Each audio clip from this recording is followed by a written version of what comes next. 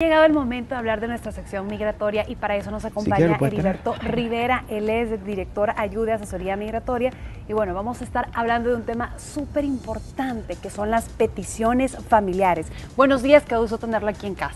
Buenos días, Ana Yancy, jóvenes. Heriberto. Alejandra, Meme, ¿qué tal? Bienvenido. Bien, aquí mire que queremos saber un poquito de lo que vamos a hablar hoy. Es un tema que lo hemos hablado varias veces aquí en la sección migratoria, pero creo que vale la pena hablarlo muy bien porque como usted dice, uno siempre mete la pata en algo y se termina metiendo en problemas. Se cometen muchos errores y desafortunadamente, como los hubiera, no existen.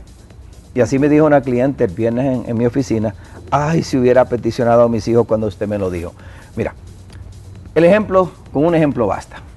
Llega una cliente a la oficina que le hice un proceso de residencia en el 2011. En ese tiempo, cuando iba a emigrar a Estados Unidos, le recomendé que peticionara a sus hijos solteros, porque entraba con residente y podía peticionar a sus hijos solteros, fueran menores o mayores de edad. 2 hijas. La señora llega a Estados Unidos, alguien le daba el comentario que esperaba ser ciudadana, que no podía peticionar, que lo que yo le había hecho estaba incorrecto, no podía peticionar a sus hijos, el cual le dieron información mal, porque lo que yo le dije era correcto. Mis clientes llevan las peticiones a mano para someterlas. Ya pasaron 6 años, hoy le digo, bueno, si las hubiera peticionado, pero los hubiera no existen, sus hijas le faltaron 1 año para irse. Hoy todavía le faltan 7 años, porque está por hacerse ciudadana, tomó ni aprendido inglés. ¿Cómo se va a hacer ciudadana ni aprendido inglés? Entonces todavía es someter la petición, son 7 años de espera que van a tener sus hijas todavía, cuando le faltara solo 1 año para irse. Ese es el error que cometen muchos. La mayoría cree que entra como residente a Estados Unidos y no tiene beneficios migratorios. Eso es para los residentes. Un residente puede peticionar a su cónyuge y puede peticionar a sus hijos solteros. El primer día. Desde el primer día que ingresa a Estados Unidos. Hijos solteros. Me dan la green card y en el momentito yo puedo meter el papel, en el segundo. No tiene la green card todavía. Porque no es ciudadano. Ah, porque no es ciudadano. No, la green card te la van a dar, pero tú ingresas a Estados Unidos como residente. Ya, llevas una visa de inmigrante que dice que esa visa se convierte en una tarjeta de residente por 1 año. Con esa visa, después que la sella migración, el ingreso a Estados Unidos, ya yo puedo peticionar a mis seres queridos. Entonces, aunque la green card me va a llegar en 2 o 3 meses, pero puedo peticionar desde ese primer día. Heriberto, entonces como residente yo puedo peticionar a mi cónyuge y a mis hijos. Y como hijos ciudadano, ¿a quién puedo peticionar? Ya como ciudadano ya se incrementa la cantidad de personas que puedes peticionar. Ya como ciudadano puedes peticionar a padres, a hijos casados, padres, hijos casados y hermanos. Entonces ya son 3 categorías más que puedes peticionar. Pero muchos desconocen que como residentes tienen ese beneficio. Y es donde el error se comete. U otros le dicen información errónea. Espera ser ciudadano, que es el error más grande que pueden hacer para peticionar a sus seres queridos. Entonces ahí es donde está el error. Generalmente se hace esto, Heriberto, o se deja de hacer esto por desinformación o por dejado, según su experiencia, porque a veces los salvadoreños dejamos todo a última hora. Se duermen los laureles, ese es el dicho salvadoreño. ¿Verdad? Pero muchos por dejado, muchos por información incorrecta. Porque alguien está todavía pensando en la edad de piedra, así le llamo yo, que los últimos 5 o 6 años no ha cambiado el procedimiento, aunque la ley no ha variado mucho, pero los procesos han variado bastante. Entonces muchos se dejan llevar de lo que pasó con mi proceso hace años atrás y le dan información errónea a las personas. Cada proceso es diferente, cada proceso es migratorio, y por eso yo recomiendo a la persona buscar información de alguien que conoce, no dejarse llevar de aquel que, mire, a mí me pasó de esta manera, a usted le va a pasar igual. Pero fíjate que a mi primo le pasó eso hace vos, espérate que sea ciudadano. Aparte de las peticiones, ¿qué otros beneficios tiene un residente? Bueno, residente, peticionar a sus seres queridos. Quería decir algo antes de seguir con esa pregunta, que hijo soltero significa si tu hija se divorció, ya es soltera. Preguntar yo. Perfecto. ¿Cómo iba a hacer la pregunta? Es que eso le quería preguntar yo, porque aquí estaba leyendo, me pasó la copia, y estaba leyendo de los divorciados y viudos. O sea que si yo soy residente y yo no había pedido a mi hijo por estar casado, si se divorcia, lo puedo hacer. Claro que sí. O si queda viudo. O queda viudo, porque ya es considerado soltero. Entonces ya se somete a esa partida de función, si falleció el cónyuge, o la partida de divorcio, ya traducida, para decir que es soltero. Ante migración, ser soltero, viudo o divorciado es lo mismo. Ya tú no tienes un cónyuge, ya puedes tener una petición en el sistema. Ya sucede. Entonces, ese es el error que cometen la mayoría. No peticionar a sus seres queridos cuando pueden. La pregunta que me dijiste es, los residentes, los beneficios que tienen. ¿Qué otros beneficios? Bueno, un residente, tú ingresas a Estados Unidos, ya puedes acceder a trabajar, porque ya entras como residente, puedes entrar a conseguir tu empleo, te dan tu seguro social, puedes vivir legal, a veces disfrutar de algunos beneficios que te puede dar el Estado también, de estudios. Después de un año de ser residente en Estados Unidos puedes acceder a obtener beneficios de estudios de, por ejemplo, una universidad del Estado, que si eres un estudiante internacional o llevas menos de un año de residir, los costos son mucho más altos. Ya como residente del Estado los costos viajan como el 60 o el 70%. Y ya en 5 años de ser residente, en la mayoría de los casos, a los 5 años de ser residente ya pueden aplicar para la ciudadanía. Bueno, y hay algunos estados que le cobran diferente en parques de diversiones, en atracciones, en las cosas que se puede hacer. ¿Hay un precio para internacionales o turistas y otro para residentes? Claro que sí, por supuesto. O sea, por ejemplo, podemos hablar de Disney o de los estudios universales. Si tú eres residente del Estado, puedes conseguir un pase, comprarte un pase del año que son más baratos. O sea, al pagar por ese pase, que tal vez te cuesta un 30 o un 40% más que un pase regular, pero te lo puedes utilizar todo el año. Sin duda. Entonces sí, hay beneficios de residente. Muchos creen también que no pueden viajar. Desde el primer día que tú ingresas como residente, el siguiente día te puedes regresar a tu país de origen sin problema porque tienes una visa de inmigrante. Es el error que cometen muchos también. Le dicen, no, tú no puedes viajar todavía porque no tienes tu green card, no tienes tu tarjeta de residencia. Pero esa visa que ingresaste se convierte en una tarjeta de residencia por un año y puedes salir del país por alguna emergencia. O sea que es mito cuando dicen de que tenés que esperarte 6 años, tenés que estar en Estados Unidos con tu residencia y luego regresar a tu país. 6 meses. 6 meses. No es cierto. 6 meses. Eso no es cierto. Yo tengo clientes que a la semana se han regresado aquí a casarse. Sin la green card. Sin la green card, porque la visa de inmigrante tiene una anotación que dice, esta visa se convierte en una tarjeta de residente por un año, evidenciando residencia permanente. Entonces, y ahí da el número I-551. El I-551, si buscas en una green card, ese es el número de formulario de esa tarjeta de residencia. Entonces, esa visa se convierte en una tarjeta de residencia por un año. Pero vamos al punto de que si yo soy residente, yo ya llegué a mi país, yo ya llegué a Estados Unidos, me regreso a mi país al siguiente día, sí. ¿Qué riesgo puedo correr yo de perder esa residencia? Ningún riesgo. Nada. O de algún tiempo estipulado en el que yo pueda estar fuera de Estados Unidos. Ahí viene el punto.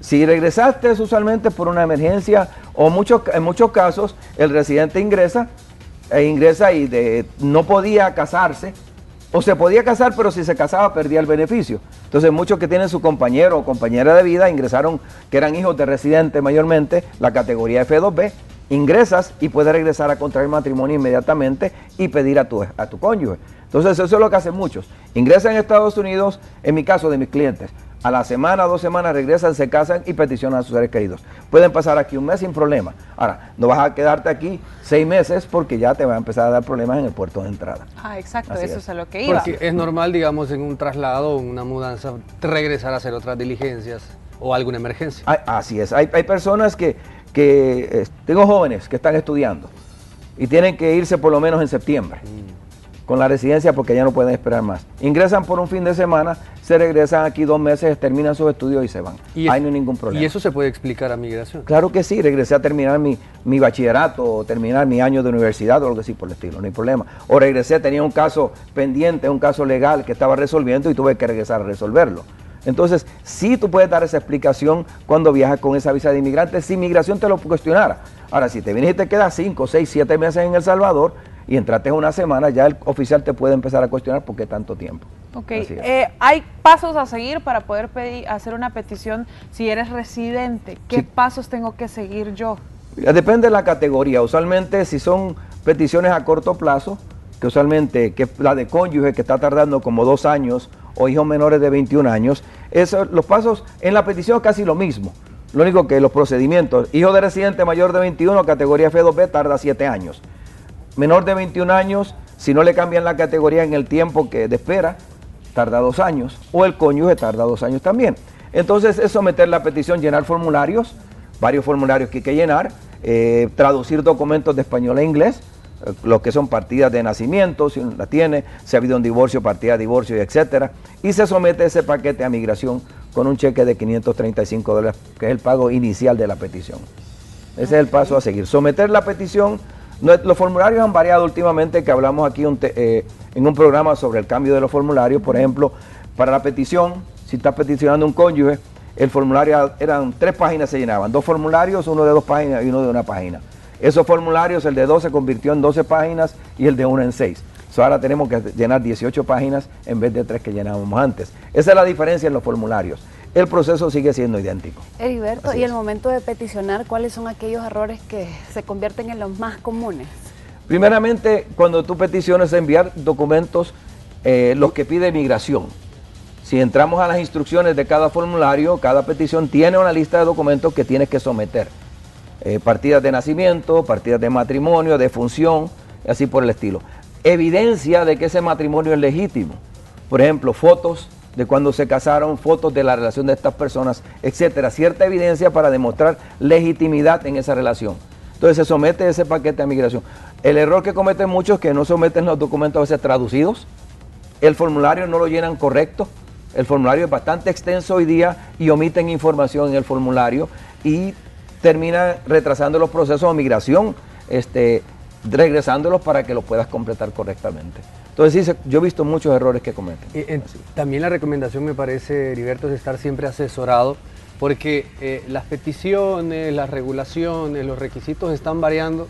Mucha gente sigue con la expectativa de que el sistema migratorio de Estados Unidos está poniéndose más estricto y está cambiando constantemente. ¿Sigue siendo así? Mira, la ley no ha cambiado en la mayoría de los procesos migratorios.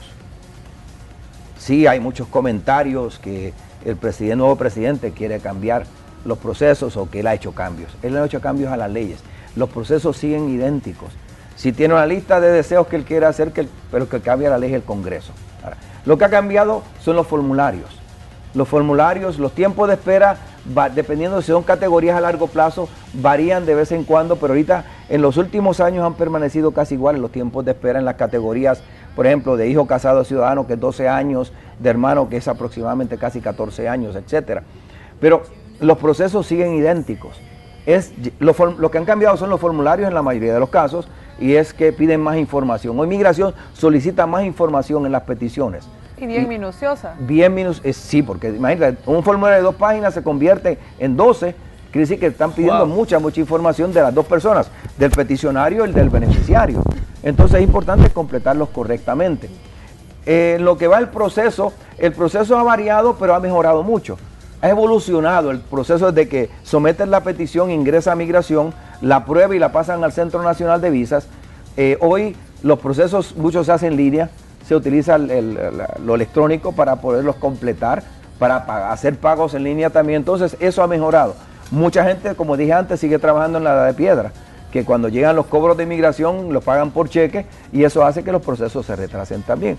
Entonces en cada proceso migratorio es leer las instrucciones y seguir el proceso correctamente. Un proceso migratorio que hice 5 años atrás no es lo mismo que estoy haciendo ahorita. Ha variado ese proceso tal vez en lo que son las instrucciones, en lo que es los documentos que tengo que someter, etcétera. La ley no ha cambiado un poco lo que es el procedimiento. ¿Okay? Entonces es seguir el proceso, seguir las instrucciones. Esas son las recomendaciones que usted daría. Yo daría primeramente personas, si se van a ir como residentes, tenemos muchos que han sido peticionados, han esperado muchos años.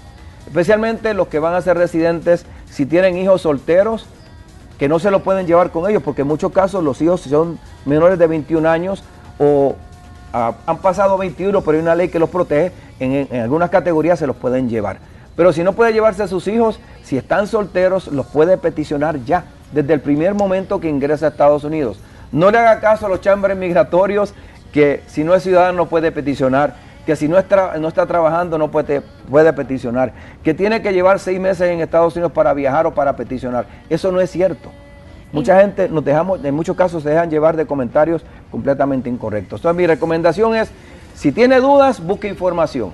Si quiere que yo le informe, hábleme a mi oficina, con todo gusto le vamos a asesorar bien para que ustedes puedan peticionar a sus seres queridos y no le pase lo que le pasó a mi cliente, que después de 6 años llega a mi oficina cuando pudo haber peticionado a sus hijos en el 2011. Hoy está preocupada porque quiere llevarse a sus hijas por los problemas que tienen y todavía tiene que esperar 7 años. Entonces, peticione a sus seres queridos cuando puede, en el momento que ingrese a Estados Unidos, para que así le salgan los procesos rápidos. Y no importa la edad, ¿verdad?, del hijo que tenga, no importa la edad. No, yo acabo de hacer una petición, la mamá tiene 65 años, el hijo tiene 48. Porque está soltero. Está soltero, así es, esa es la cosa. Ahora, en muchos casos los engañan, porque en muchos casos se han casado después que fueron peticionados y alguien en Estados Unidos le dice, no, divórciate, que ya vas a estar soltero y te va a salir. No es cierto. Si ya se casó, ya manejaron su partida de nacimiento, ya le salió el DUI como casada y no hay manera de que pueda obtener el beneficio si su peticionario es residente o lo peticionó siendo residente. Así es. ¿Y algún... A menos que sea ciudadano, ahí sí. Pero tiene que haberse casado después que fue ciudadano. Y ese, sí, pero si se casa después, como decía usted, ese sería otro proceso. O sea, la categoría cambia. Digamos, yo peticioné a mi hijo siendo residente, me naturalicé 3 años después que lo peticioné, ahí la categoría cambió a F1. Mi hijo contrae matrimonio después que yo soy ciudadano, no tiene problema. Sí, va a tener problemas porque va a tener que esperar 5 años más, es lo único. Porque ahora en vez de 7 años va a terminar esperando 12. Pero si se casa después que el padre es ciudadano, después que el peticionario es ciudadano, entonces sí ya pueden cambiar la categoría y seguir con el Heriberto, proceso. Los que tienen que estar más pilas son los que están esperando proceso de residencia, que tienen hijos adolescentes, por ejemplo. Los que tienen 16, 17 años, no es lo mismo pedirlo siendo menor de edad porque el tiempo de espera es mucho menor. Claro, son 2 años, por supuesto. Aproximadamente categoría F2, esa es la categoría F2A, y en la actualidad están trabajando la de 22 de junio del 2016. 2 años de espera aproximadamente. De 2 a 7 años es una gran diferencia, pero muchos dicen, voy a esperar a peticionarlo, esperan a peticionar los 20, y ya en el tiempo de espera cambia la categoría porque ya cumplió los 21 y no califica bajo la ley para obtener la residencia. Entonces, ya en vez de 2 años, esperó los 7. O sea que no esperar para mañana y hacerlo hoy. No dormirse en los laureles. Mañana hago mi casa, dijo el sope. No deje para mañana. Y le fue mal. Es que muchos se retrasan se llegan a Estados Unidos. Por lentitud. Lentos, que estoy trabajando y no quiero someter, que cuesta carísimo someter una petición, y no es cierto. Para someter una petición el costo no es tan alto como el costo que tienes que pagar al final del proceso. Y el beneficio es mucho más grande. Así es, mucho Heriberto, más grande. le damos las gracias por habernos Gracias asesorado en este tema. Y bueno, si usted tiene alguna duda y si lo quiere contactar, lo puede hacer a través del teléfono 2298-9685 o 9686, o también lo puede hacer al 2298-9330. Muchísimas gracias, Heriberto. También en Facebook lo puede buscar como Ayuda Migratoria, en Twitter como Migración SB, y también hay una página web www.ayudamigratoria.com.sb, y el correo, si le sale más fácil, ayudamigratoria@gmail.com. Muchísimas gracias. Gracias a ustedes también, y espero que las personas que quieran alguna información se comuniquen con nosotros y con todo gusto le ayudamos. Gracias, Heriberto. Bien. Vamos a una pausa, ya regresamos con más.